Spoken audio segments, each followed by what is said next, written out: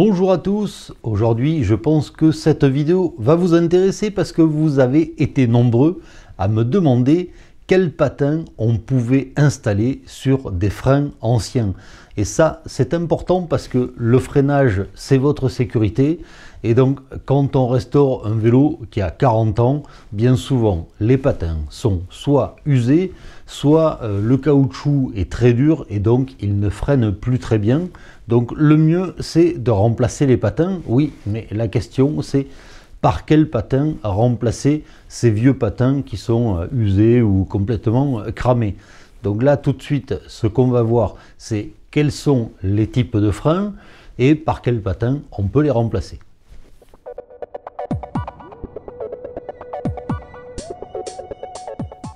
Suivant les freins que vous allez voir que c'est beaucoup plus facile.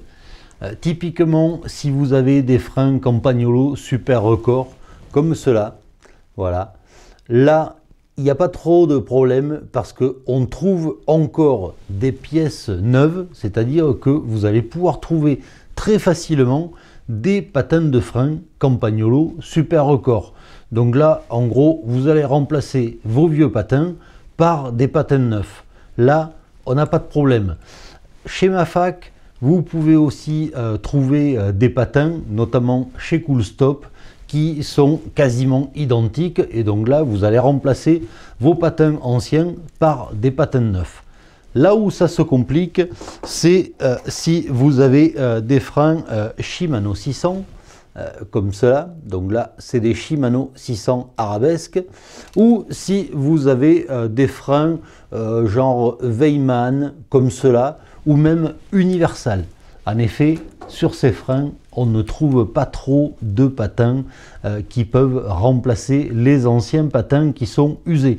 Alors pour l'exemple, là je vais utiliser ces freins Shimano 600. Alors vous voyez que les patins sont montés sur des porte-patins et ces patins en fait sont sertis dans le porte-patins, c'est-à-dire que d'un côté c'est fermé, mais de l'autre côté c'est également fermé.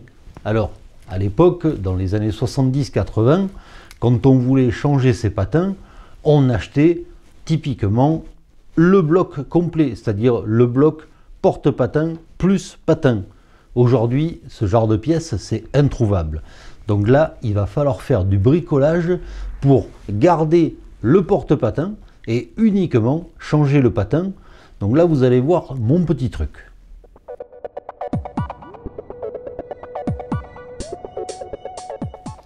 Pour remplacer les patins sur cet étrier Shimano 600, je vous le remontre comme ça. En fait, je vais utiliser ce genre de patin monté sur un porte-patin. Donc ça, c'est quelque chose que vous allez trouver très facilement. Ça se vend parfois en grande surface dédiée au sport. Hein. Je ne vais pas citer de marque, mais vous voyez un peu de quoi je veux parler. Alors, ce genre de porte-patin avec patin, on pourrait directement le monter sur notre étrier de frein, mais c'est quand même pas terrible parce que le porte-patin est en acier, alors que là, sur notre frein Shimano 600, on a quand même un porte-patin qui est en aluminium. Donc, l'idée, c'est de combiner les deux. Vous allez voir, on va récupérer uniquement le patin et on va le monter sur le porte-patin de notre frein Shimano 600.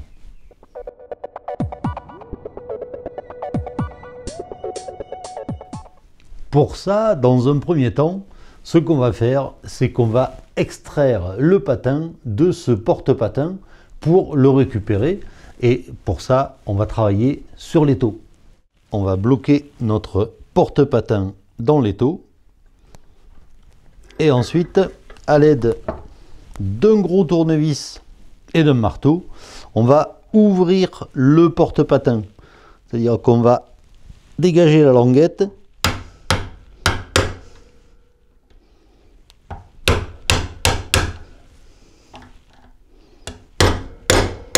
Voilà. Là, on a ouvert le porte-patin. Et ensuite, à l'aide d'un bout de bois, comme ça, et toujours du marteau, on va pousser le patin à l'extérieur du porte-patin.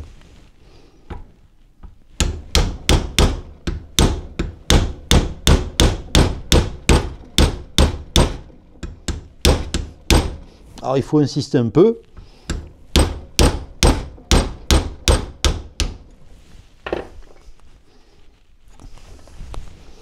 Il va sortir, voilà.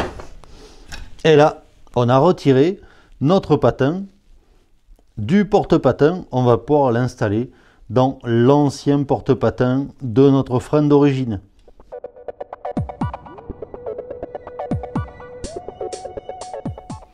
Maintenant qu'on a récupéré notre patin neuf, on va enlever l'ancien patin du porte-patin et pour ça, on va utiliser exactement la même technique.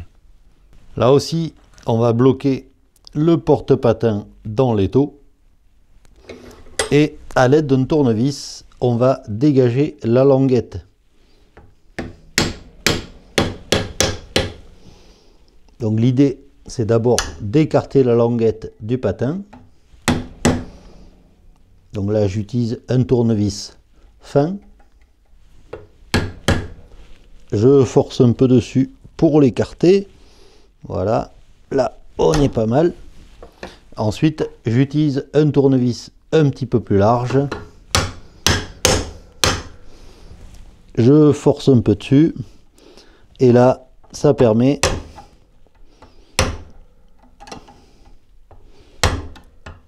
voilà, d'ouvrir la languette.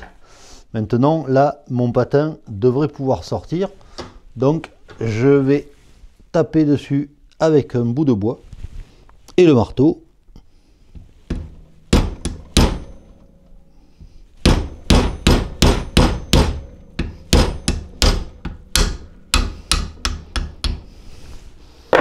Et voilà, notre vieux patin est sorti. Maintenant, on va pouvoir le remplacer par le nouveau patin.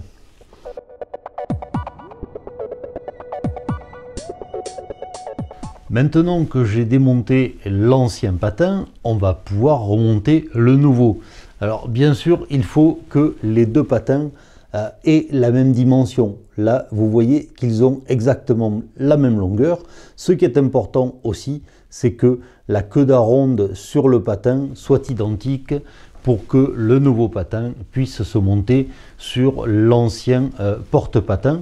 Donc là, tout de suite, ce qu'on va faire, c'est qu'on va remonter un patin tout neuf, tout beau, sur le vieux porte-patin. Donc, on va glisser le patin dans le porte-patin et ensuite, avec un marteau,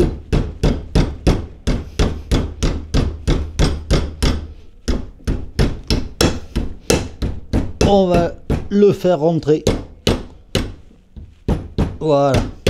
Là, il est bien au fond. Notre patin est bien monté sur l'ancien porte-patin. Maintenant, il ne reste plus qu'à rabattre la petite languette.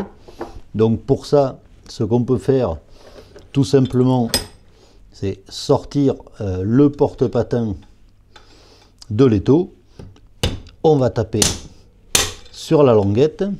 Alors là, je vais resserrer mon étau pour pouvoir bien travailler. Voilà. Et là,